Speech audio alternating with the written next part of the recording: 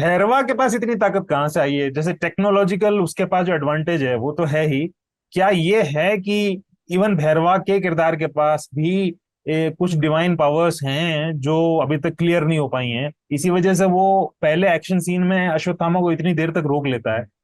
हम्म, सिर्फ टेक्नोलॉजी तो नहीं रोक सकती है। तो हम्म। भैरवा की इतनी पावर्स का क्या बेस है, मतलब वो कहाँ से आती हैं? मतलब वो सिनेमा का क्लाइमैक्स तो वही है ना, वो उसका उसका तो एक इनकारनेशन या उसका एक रूप मान सकता है कर्ण का। तो डेफिनेटली डेफिनेटली वो पावर तो होगा। और ओनली जब वो उसका धनुष पकड़ लेता है वो फुल पावर आ जाएगा उसको। तो वो था एक्सप्लेनेशन। एक क्या है, भैरवा का कर्ण का री इनकारनेशन होने में मेरे दिमाग में एक बात ये आई कि कर्ण और इवन अश्वत्थामा भी wrong side of the story थे। मॉरली अगर देखें कि महाभारत के युद्ध में दो पक्ष थे, एक सही और एक गलत जो बताया जाता है, उसमें कर्ण ने कहा कि मैं गलत हूं, लेकिन फिर भी दुर्योधन ने मेरा बुरे समय में साथ दिया तो मैं दोस्ती निभाऊंगा चाहे मैं गलत ही हूं। तो कर्ण, ऐसे में कर्ण अश्वत्थामा जैसे जो नायक नहीं थे वो इन फिल्मों के नायक होने वाले हैं। ये इसको लेके कुछ मॉरल दुविधा नहीं हुई आपको कि यार इसको ऐसे भी रीड किया जा सकता है? मतलब हम महाभारत में कुछ चेंज नहीं कर रहे। ये उस महाभारत में जो कुछ पाप उसने किया, जो कुछ गलती उसने किया, उसका सजा उसको मिल गया। मतलब वहाँ वो चैप्टर खत्म हो गया। पर ये एक नया युग है, एक नया जन्म है इन वे।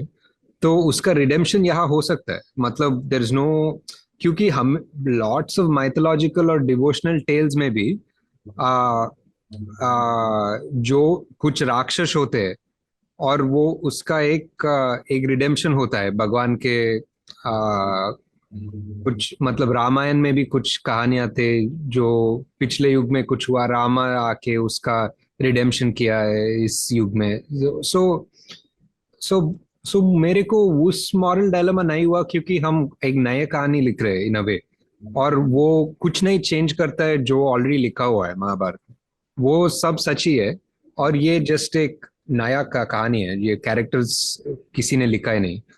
और दोनों कर्ण और अश्वत्थामा के बारे में महाभारत क्योंकि मैंने पढ़ा है, और दोनों को आ, मतलब श्री कृष्ण जी प्रेस करते हैं महाभारत में। जब वो अर्जुन के साथ बात कर रहे हैं वो ही प्रेस करते हैं।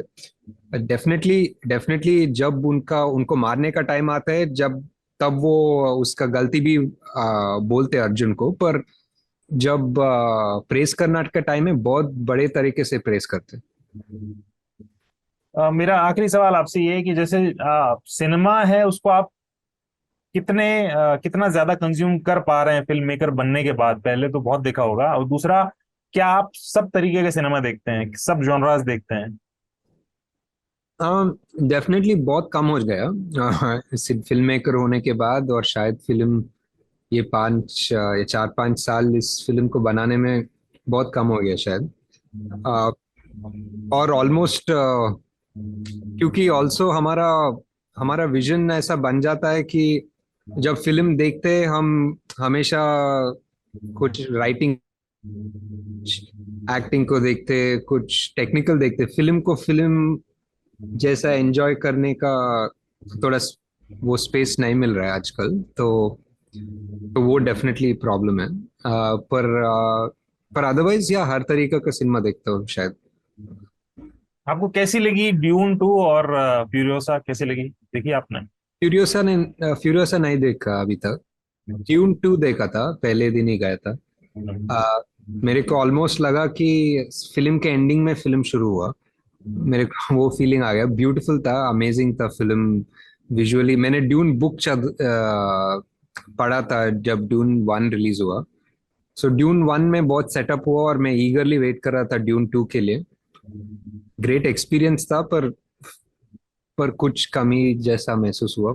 पर मास्टर है सो। हाउस ऑफ द ड्रैगन देख रहे हैं आप, देखा आपने? पहले वाला, ये पहले वाला नया दूसरा वाला नहीं दूसरा आ नहीं रहा है, नहीं। दूसरा भी आ नए गया वाला नहीं है। नहीं देखा, नहीं पहला वाला देखा, दोनों देखा। हाउस ऑफ ड्रैगन और वो दूसरा लॉर्ड ऑफ द रिंग्स का भी कुछ था ना, फेलोश not wheel fellowship. Of time. Wheel of time नहीं, वो कुछ और था वो। सौरन का ओरिजिन स्टोरी जैसा कुछ था, लॉर्ड ऑफ द रिंग्स का। वो वही फेलो व्हील ऑफ टाइम नहीं है। हाँ हाँ कुछ था, वो भी देखा हाँ था, हाँ जहाँ हॉबिट्स वगैरह उसका स्टोरी था। दोनों देखा। मतलब amazon का सबसे एक्सपेंसिव प्रोडक्शन बोल के प्रमोट किया था। हाँ। पर ऑब्वियसली ओरिजिनल्स ओरिजिनल्स ही है, तो कंपेयर करना तो ऑब्वियसली होता है, सो